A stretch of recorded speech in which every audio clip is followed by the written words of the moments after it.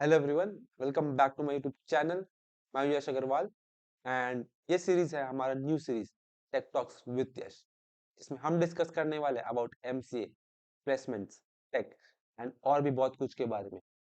ये सीरीज सिर्फ निमसेट, सीयूटी या कोई और एग्जाम क्रैक करने से लिमिटेड नहीं रहेगी, बट इस सीरीज में हम लेके आएंगे इंडस्ट्री पीपल जिन्होंने टेक कंपनीज को क्रैक किया एंड वो शेयर करेंगे अपना पर्सनल एक्सपीरियंस, कैसे उन्होंने इंटर्नशिप्स, प्लेसमेंट्स क्रैक की एंड कि क्या क्या चीज आपको ध्यान रखनी है फॉर योर प्लेसमेंट्स। तो काफी शानदार सीरीज रहने वाली है, आपको काफी कुछ इंफॉर्मेशन मिलने वाला है फॉर योर प्लेसमेंट्स। तो सीरीज पे एंड तक बनी रहेगा, वो काफी कुछ मिलेगा एंड काफी मजा भी आने वाला है। एंड ये सीरीज को शुरू करते हैं एंड जैसा कि आप जानते हो, सीरीज शुरू करने से पहले वीडियो को लाइक कर दीजिएगा, चैनल को सब्सक्राइब कर दीजिएगा एंड लेट्स बिगिन।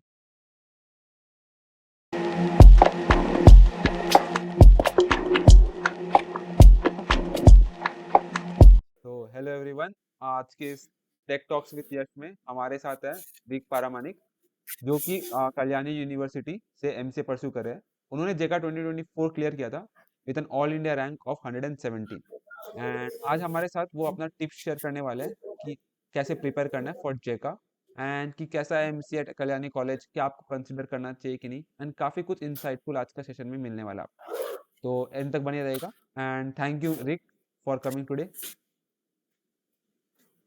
तो रिक, एक बार अपना इंट्रोडक्शन आप अपना दे सकते हो ऑडियंस को अपने बारे में, तो काफ़ी कुछ जानने को मिलेगा ऑडियंस को आपके बारे में। Yeah, sure. Thank you, Yas, for having me in your video. So, hello everyone. My name is Rick Paramani. I am basically from Durgapur, and I have done my BCA from DSMS College of Tourism and Management, which is situated in Durgapur and affiliated under Kazi Nazrul University. And later on, I cleared an exam called CHECA. I got rank. I got a rank of 117, and currently I am pursuing Masters of Computer Application in Kalyan University. Okay okay. तो जैसे कि आपने कहा कि आपने जो college का आपने नाम लिया उसमें आपने कहा कि टूरिज्म एंड मैनेजमेंट से था, तो क्या आप सीएस बैकग्राउंड से थे कि आपका जो कॉलेज था उसमें टूरिज्म एंड मैनेजमेंट पे ही फोकस था? नहीं नहीं, ये बेसिकली एक मतलब बिजनेस स्कूल है। वहाँ पे बीबीए, बीसीए, बीएचएम ऐसे टाइप का कोर्सेज है। तो मैं सीएस बैकग्राउंड से ही हूँ। ओके ओके, सीएस बैकग्राउंड से, ओके ओके। तो अभी आप थोड़ा अपना बैचलर्स के बारे में बताइए कि लाइक कैसा कोडिंग कल्चर था उधर, और आपने क्या कोडिंग किया अपने बैचलर्स में जो कि आपको हेल्प किया अपने एमसीए में। अच्छा, तो कॉलेज में जैसे ये मेरा कॉलेज जो था वो एक टियर थ्री कॉलेज था, तो वहाँ पे कोडिंग कल्चर एज सच कुछ मतलब उतना अच्छा नहीं था। ठीक है, जैसे नॉर्मल टियर थ्री कॉलेजेस में होता है। तो अपने आप को मतलब करना होता था, यूट्यूब देखो कैसे क्या करना है नहीं करना है, थोड़ा सा सर लोगों से बात करो, दो चार चीज़ जानने को मिलेगा, फिर उसके हिसाब से कोडिंग किया। फिर वहाँ पे मैंने बैचलर्स में अपना वो मन स्टैक के ऊपर थोड़ा सा फोकस किया था और डीएस से थोड़ा बहुत किया था। ओके ओके, काफी और बढ़िया तब फिर तो। जब मैं हाँ, जब मैं बैचलर्स में था तब मैंने एक इंटर्नशिप भी किया हुआ था मॉन्स्टैक के ऊपर। ओके, फिर तो काफी बढ़िया, लाइक आपने अपना टाइम को काफी अच्छे से यूटिलाइज किया, लाइक आपने मन स्टैक भी सीखा, आपने इंटर्नशिप भी किया उस पे, फिर डीएसए भी थोड़ा बहुत सीखा, हुँ। तो काफी कुछ आपने अपने आप को इनहेंस कर लिया। तो ये काफी कम स्टूडेंट्स में देखा जाता है कि वो टियर थ्री कॉलेज से आके साथ में साथ मन स्टैक कर लेते हैं, इंटर्नशिप भी कर लेते हैं, फिर साथ ही साथ डीएसए, तो काफी एक बढ़िया चीज आपने कर लिया, क्योंकि आपको बट आपको काफी हेल्प करेगा अपने एमसीए में and जब आप एमसीए के लिए प्लेसमेंट्स में बैठोगे, तो ये काफी एक बढ़िया चीज हाँ, था। बिल्कुल, बिल्कुल। हाँ, मेन मोटिवेशन यही था कि देखो ज बीसीए, बीएससी आप कोई भी कोर्स कर रहे हो, आपको मतलब सब बोला जाता है कि हाँ, एमसीए तो करना पड़ेगा। ठीक है, तो मेरे को भी क्लियर था कि हाँ, एमसीए तो करना ही है, तो स्टार्टिंग से अभी से अगर थोड़ा-थोड़ा सीख के चलेंगे तो इन फ्यूचर अच्छा ही रहेगा। तो इस वजह से मैंने वो डीएसए और डेवलपमेंट थोड़ा कर लिया था। ये बात आपने काफी बढ़िया बताया एंड ऑडियंस को भी ध्यान देना चाहिए कि लाइक अगर आप टियर थ्री कॉलेज से आ रहे हो और अगर आप बीसीए कर रहे हो एंड आपको एमसीए करना है, तो आपको अपना बीसीए का टाइम को यूटिलाइज करना ही पड़ेगा, लाइक कुछ सीखने में, क्योंकि एमसीए जब आप आओगे तो आपका पूरा टाइम डीएसए पे ही चला जाएगा, क्योंकि आपको ऑन कैंपस में डीएसए चाहिए। तो अगर आप टियर थ्री कॉलेज से आ रहे हो तो अपना टाइम को यूटिलाइज करो, कुछ स्किल्स सीख लो, ताकि आपको काफी हेल्प होने वाला है अपने एमसीए में। हाँ, बिल्कुल। तो आपको कैसे पता चला अपने जेका के बारे में एंड आपने कैसे प्रिपरेशन किया एंड फिर जाके आपको 117 रैंक जो कि काफी बढ़िया रैंक है आपको वो मिला, तो आपका थोड़ा जर्नी के बारे में बताइए जेका के बारे में। तो जैसे मैं तो वेस्ट बंगाल से ही हूँ। वेस्ट बंगाल में अगर मतलब हायर स्टडीज एमसीए करना है तो सब कोई जेका ही बोलता है, ठीक है। निम्स ऐसा हो सकता है कि निमसेट के बारे में बहुत जन को कम पता होगा, लेकिन जेका सबको पता है, राइट। ठीक है। तो तभी पता चल गया था जेका ऐसा एग्जाम होता है, तो एग्जाम देना पड़ेगा। तो जेका के लिए जैसे जेका में जो सिलेबस होता है ना, सिलेबस देखना, कंप्यूटर कोर कंप्यूटर साइंस का जो सब्जेक्ट्स होता है जैसे ओएस डीबीएमएस नेटवर्किंग, यही सब सब्जेक्ट्स रहता है, ठीक हम्म, है। तो जब मैं बैचलर्स कर रहा था तभी ये सारा सब्जेक्ट था, तो कुछ कुछ सब्जेक्ट मैं थोड़ा मतलब अच्छे से पढ़ लिया था तभी, okay, क्योंकि पता था कि ये सारा सब्जेक्ट मेरे को इन फ्यूचर लगने वाला है। प्लेसमेंट्स में भी ओएस डीबीएमएस नेटवर्किंग ये हाँ। सारा कुछ पूछा जाता है, नहीं तो नहीं। तभी मैंने थोड़ा अच्छे से पढ़ लिया था। फिर उसके बाद मैंने जेका में तभी लास्ट 3 महीना बचा हुआ रहेगा, तो उस टाइम से मैंने प्रिपरेशन स्टार्ट किया था। और प्रिपरेशन के टाइम में मैंने ओएस डीबीएमएस नेटवर्किंग ये सारा चीज़ तो पढ़ा हुआ था, लेकिन हाँ मतलब टाइम के साथ साथ भूलते आते हैं, तो इस वजह से मैंने क्या किया था, कुछ कुछ वीडियोस होता है, वन शॉट वीडियोस, जिसमें 12 घंटा 13 घंटा वीडियोस में पूरा सारा आपका सिलेबस कवर करा देता है, ठीक है। जैसे नॉलेज गेट करके एक यूट्यूब में चैनल है, एक चैनल है आपका विश्वदीप कोटी सर का अनअकैडमी में, ठीक है, वो ओके। पढ़ाते हैं सीओए ओएस। तो वो सारा वीडियोस मैंने देख के वो सारा टॉपिक्स रिवाइज कर लिया। उसके बाद कंसेप्चुअल रिवीजन मेरा हो गया था। उसके बाद एक वेबसाइट है सैन फाउंड्री करके, तो वहाँ पे आपको सीएस का बहुत सारा एमसीक्यूज मिलेगा, ठीक है। बहुत अच्छा-अच्छा एमसीक्यूज़ है, तो मैंने वहाँ से एमसीक्यूज़ पढ़ा। उसके बाद फिर एक मैंने टेस्ट सीरीज़ लिया था। एक जेका क्रैकर करके वेबसाइट है, वहाँ से मैंने टेस्ट सीरीज़ लिया था, थोड़ा सॉल्विंग भी किया था बस, फिर आ गया रैंक। ओके। नहीं नहीं, काफी बढ़िया आपने बताया अपने जर्नी के बारे में एंड काफी कुछ आपने बताया कि अगर आप प्लान कर रहे हो कुछ एग्जाम देने के बारे में, अगर आप एमसीए के लिए पर्टिकुलरली या फिर कोई भी और एग्जाम, तो आप अपना सिलेबस को एक बार देख लीजिए कि क्या एग्जाम में पूछा जाता है एंड अगर वही सिलेबस आपका बैचलर्स में भी आ रहा है तो आप उसको अच्छे से पढ़ लो जैसे कि इन्होंने किया था, जो कि फिर इनको जेका में हेल्प किया काफी। जैसे कि इन्होंने ओएस हाँ, डीबीएमएस बिल्कुल। ये सब ऑलरेडी बैचलर्स में अच्छे से पढ़ लिया, ताकि एमसीए में जब ये निमसेट जेका दे तो इनको काफी हेल्प हो इन द प्रिपरेशन। तो ये काफी हुँ। ऑडियंस को ध्यान देना पड़ेगा एंड सिलेबस को एक बार देख लीजिए। अगर आप अभी सेकेंड ईयर में भी हो थर्ड ईयर में भी हो तो सिलेबस देखिए अच्छे से अपना कॉलेज के टाइम प्रिपेयर कीजिए। एंड साथ ही साथ इन्होंने जो रिसोर्सेज बताया वो रिसोर्सेज भी काफी हेल्पफुल है। मैं लिंक दे दूंगा आपको, क्योंकि काफी बच्चों को नहीं पता चलता कि जेका के लिए कहाँ से पढ़े, क्योंकि ओएस डीबीएमएस एंड पर्टिकुलरली खाली कंप्यूटर ही पूछा जाता है, तो बच्चों को डाउट होता है कि कैसे करना है। तो ये जो लिंक्स है सब मिल जाएगा आपको डिस्क्रिप्शन में। एंड टेस्ट सीरीज के बारे में भी इन्होंने बताया एंड कि जेका के लिए काफी लिमिटेड रिसोर्सेज हैं एंड टेस्ट सीरीज भी है, तो बच्चों को डाउट रहता है कि कहाँ से करना है। तो अभी आपने जैसे जेका क्रैकर के बारे में एक वेबसाइट बताया, तो अभी ऑडियंस को भी एक बिलीफ आ जाएगा कि हाँ जेका क्रैकर बोल के भी है एंड उस पर ट्रस्ट कर सकते हैं एंड उसको लेके भी एग्जाम क्रैक कर सकते हैं। तो रिक, काफी बच्चों को डाउट रहता है कि जेका के लिए ड्रॉप लेना चाहिए कि नहीं लेना चाहिए, is it worth it to take drop for JECA. तो आप क्या सजेस्ट करते हो अपने एक्सपीरियंस से कि is it worth it to take a drop for जेका।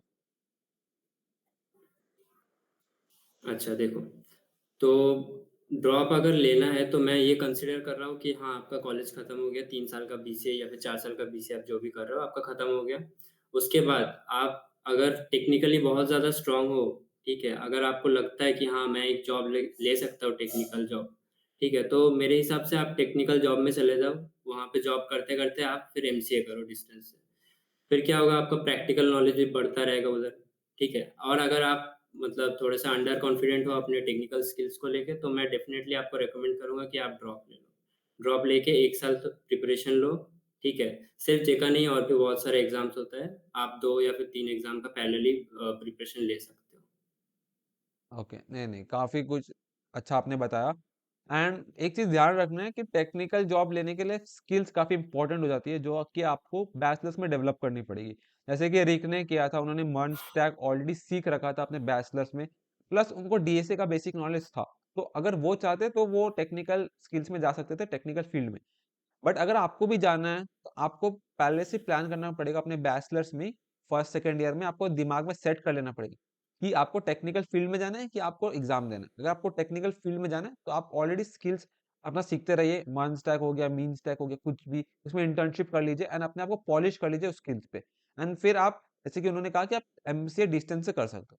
बट अगर आपको नहीं करना है, अगर आपको एमसीए प्रॉपर्ली परस्यू करना है हमारे जैसे लाइक वो कल्याणी से कर रहे हैं, मैं रायपुर से एनआईटी से कर रहा हूँ। एग्ज़ाम्स लाइक निमसेट, सीयूटी, जेका दे सकते हो एंड अच्छे से प्रिपेयर कर सकते और एक हो। चीज़ ऐसे। जो मैं बताना चाहूँगा कि मैंने जो बोला कि अगर आप टेक्निकली स्ट्रांग हो, आपको कहीं पे जॉब मिल रहा है, तो आप जाके जॉब कर लो। यहाँ पे एक चीज़ आप लोग नोटिस कीजिएगा कि अगर आपको उस जॉब में ग्रोथ दिख रहा है कि हाँ, मैं 3-4 साल बाद एक बहुत अच्छे पोज़ीशन में पहुँच जाऊँगा, तभी आप जाइए। क्योंकि बहुत सारा कंपनीज़ होता है, सर्विस बेस्ड कंपनीज़, मैं नाम नहीं लूँगा।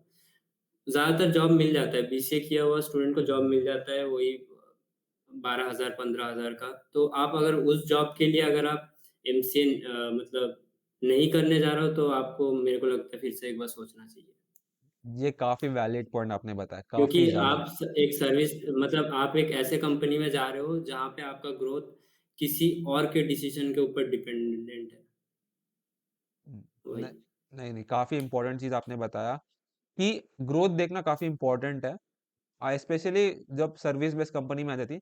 प्रोडक्ट बेस्ड कंपनीज़ या स्टार्टअप्स में अगर आपको मिल रही है तो काफ़ी बढ़िया अपॉर्च्युनिटी है क्योंकि ग्रोथ काफ़ी ज़्यादा मिलेगी। बट सर्विस बेस्ड कंपनीज़ में वही अगर आप 3.5 एलपीए के जॉब पे जा रहे हो, तो उससे बेटर है कि आप एमसीए करके फिर आप जॉब लो ताकि आपको एक्सपीरियंस भी मिल जाएगा आप एंड साथ ही साथ आपका एक सीवी भी स्ट्रॉन्ग हो जाएगा। अगर आप एक रेप्यूटेड कॉलेज से अगर आप एमसीए करते हो, तो एक तो आपको ऑन कैंपस अपॉर्च्युनिटीज़ भी काफ़ी मिल जाएगी एंड साथ ही साथ आपका स्किल्स भी एनहांस हो जाएगी डूइंग दिस टाइम। तो ये आपको देखना है कि ग्रोथ भी मिल रही है साथ में आपको एंड टेक्निकल फील्ड में जा रहे हो। तभी आप एमसीए को स्किप करिएगा, वरना तो आप एमसीए ही परस्यू कीजिए अगर आपको टेक फील्ड में जाना है। तो अब आप एक बार अपने एमसीए एट कल्याणी यूनिवर्सिटी के बारे में अगर आप कुछ बता सकते हो कि कैसा कोर्स है, how is the coding culture, placements कैसी है? अगर आप कुछ बताना चाहोगे अपने ऑडियंस को? अच्छा, तो मैं अगर कल्याणी यूनिवर्सिटी के बारे में बताऊँ तो यहाँ का कोर्स थोड़ा रिसर्च ओरिएंटेड है, जो मैंने अभी तक देखा हुआ। रिसर्च ओरिएंटेड है, यहाँ पे स्टूडेंट्स भी थोड़ा वो रिसर्च ओरिएंटेड मेंटालिटी लेके या फिर मेरे को टीचिंग में जाना है ऐसा मेंटालिटी लेके आते हैं। और जो मतलब यहाँ पे फैकल्टी है, फैकल्टी बहुत ज़्यादा हाइली एजुकेटेड है, ठीक है? आप अगर आपको अगर रिसर्च फील्ड में जाना है, तो मैं आपको हाइली रिकमेंड करूँगा कि आप जेका दो, फिर कल्याणी यूनिवर्सिटी में आओ। और कल्याणी यूनिवर्सिटी में अगर मैं प्लेसमेंट के बारे में बोलूँ, तो यहाँ पे last year TCS, Cognizant and Q spider नाम का एक कंपनी था, ये तीनों आए थे। तो अगर लाइक किसी को रिसर्च ओरिएंटेड में जानना है या पीएचडी करना है, तो कल्याणी काफ़ी अच्छा कॉलेज मान सकते हैं।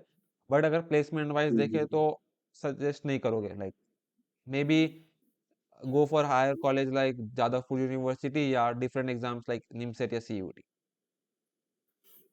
ऐसा नहीं है कि सजेस्ट नहीं करूँगा बिकॉज़ यहाँ पे जैसे अभी एमसीए और एमटेक की कोर्स कराया जाता था। लास्ट 2-3 साल पहले बीटेक स्टार्ट हुआ है, तो बीटेक का जो सबसे ओल्डेस्ट बैच है वो अभी 3rd ईयर में है। तो बीटेक का भी प्लेसमेंट हम लोग के साथ ही होगा, तो ये हम लोग आशा कर रहे हैं कि इन फ्यूचर प्लेसमेंट यहाँ पे थोड़ा-सा और अच्छा होगा। और ओके, प्लस ओके, यहाँ पे कोडिंग कल्चर का बात करूँ तो कोडिंग कल्चर है, थोड़ा बहुत है और इसको मतलब और एनहांस किया जा रहा है। Okay, okay. तो फिर मतलब चांसेस है, काफ़ी हाई प्रोबेबिलिटी है कि प्लेसमेंट्स काफ़ी इंप्रूव होगी Kalyani university and other universities जो जेका के अंडर है। एंड इसके बारे में हम फिर से डिस्कस करेंगे ईरिक के साथ अगले साल जब वो अपना प्लेसमेंट्स क्लियर कर चुके होंगे, तब उनके साथ डिस्कस करेंगे कि क्या प्लेसमेंट रेशियो है, कैसा चल रहा है, कि बीटेक से आने से फ़ायदा हुआ कि नहीं हुआ एंड कि आपको कंसीडर करना चाहिए जेका में कि नहीं।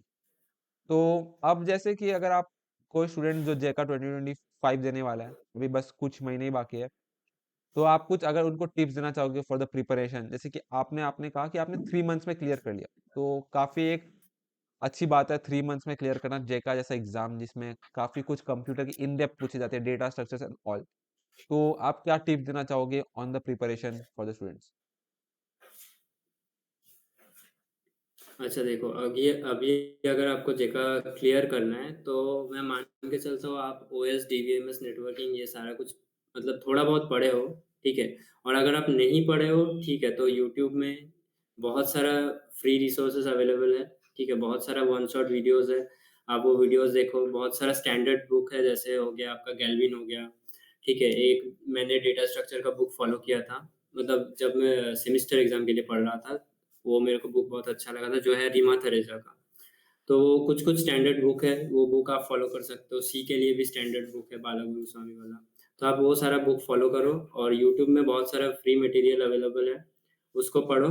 पढ़ के अपना कॉन्सेप्ट्स पहले क्लियर करो। कॉन्सेप्ट्स क्लियर हो जाने के बाद, जैसे जेईई है एमसीक्यू बेस्ड एग्ज़ाम, तो मेरे हिसाब से आप जाओ, जो मैंने फ़ॉलो किया था sandfoundry.com, वहाँ पे जाओ, वहाँ पे आपको बहुत सारा एमसीक्यूज़ मिल जाएगा।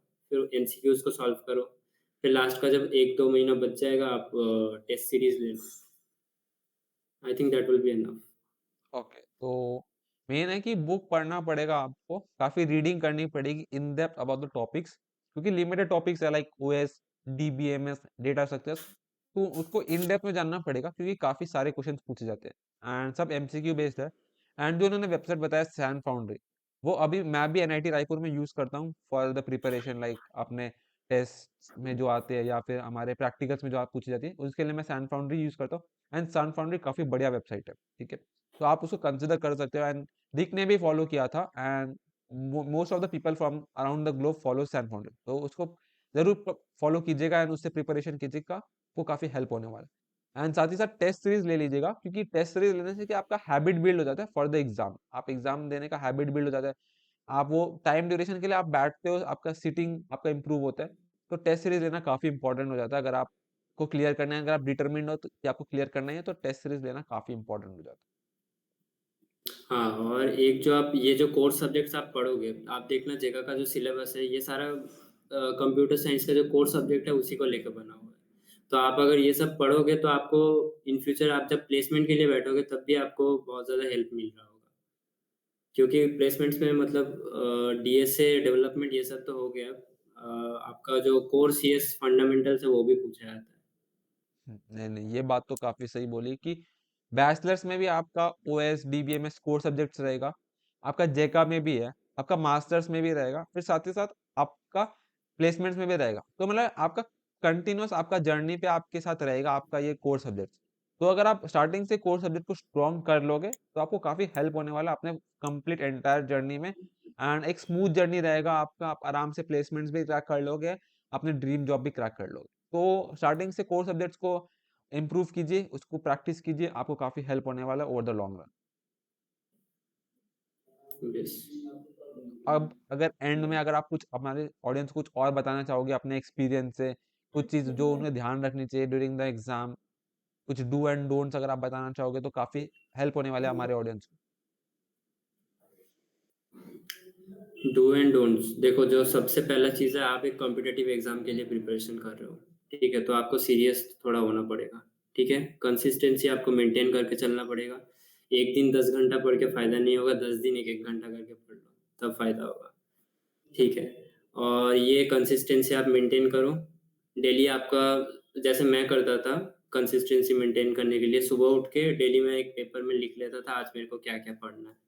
तो अपना सारा दिन यूटिलाइज करो, वो चीज़ मतलब पढ़ लो। हाँ, बस ये हो गया। और डूज एंड एक डोंट है मेरे पास, जो नहीं करना है, ठीक है, जो गलती मेरे से हो रहा था, हाँ ठीक बोलिए। है, जैसे, हाँ, हाँ, तो एक डूज एंड डोंट्स में मैं बताना चाहूँगा कि एक गलती जो होता है, जैसे हम लोग सीबीटी बेस्ड एग्ज़ाम या फिर पेन एंड पेपर में जो आप मतलब सॉल्व करते हो, ऐसे टाइप का एग्ज़ाम दे के मतलब हैबिचुएटेड हो जाते हैं। ओएमआर वाले एग्ज़ाम में हैबिचुएटेड उतना नहीं होता है। तो मैं रिकमेंड करूँगा, जेका ओएमआर वाले एग्ज़ाम है, तो आप एग्ज़ाम से पहले एटलीस्ट 1 हफ्ता पहले ओएमआर शीट खरीद लो या फिर प्रिंट आउट करा लो कहीं से, ठीक है? फिर उसमें प्रैक्टिस कर लो। क्योंकि अगर आप ओएमआर में गलती कर दोगे, फिर आप कितना भी अच्छा पेपर देके आओ, आपका फिर रैंक नहीं आएगा। नहीं नहीं, काफी कुछ इन्होंने इम्पोर्टेंट बताया।